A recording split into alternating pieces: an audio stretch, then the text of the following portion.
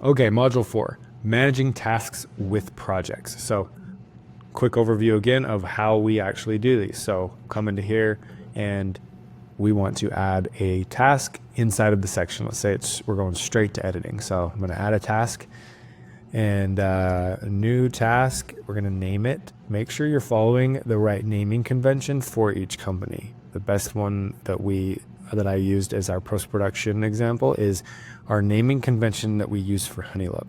There's a lot of people involved, so we have a job number, we have the title of the project, the product, the name of the influencer, is it new, and then what kind of project it lives inside of. So it's very complicated, but a lot of the times it's as simple as style video from inspo, icons, journey, comfort stills. So just naming each project for each section. So showed you how to do that, add task, and then make sure that when you do get into it, you're assigning to the right person.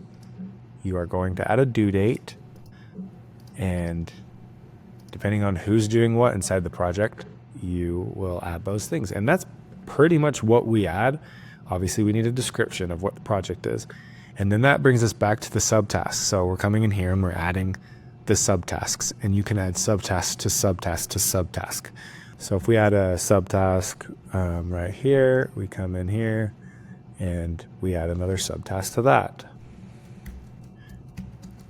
One thing that can get crazy about that is that you want to make sure, if I was to come here, you can't see it in the main video, right? So you want to come here and you want to add it to projects.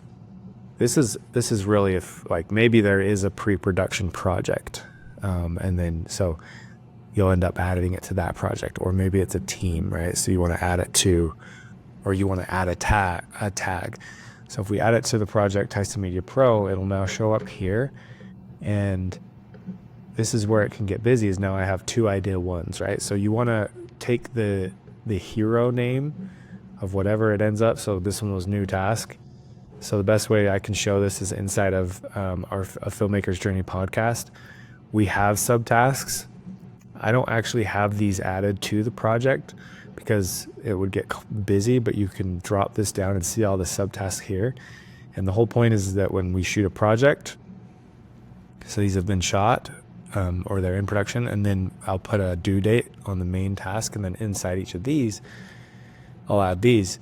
And so I will actually put EP4, which is the beginning of the task, because it can get confusing if someone's assigned to it and they go to my tasks. Like if I assign this to me and I come to my task, you'll see episode 4 main video.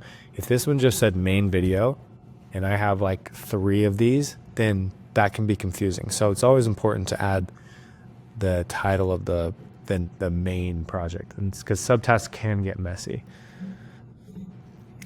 And these are ones that I'll actually go through and we'll complete each one as it goes.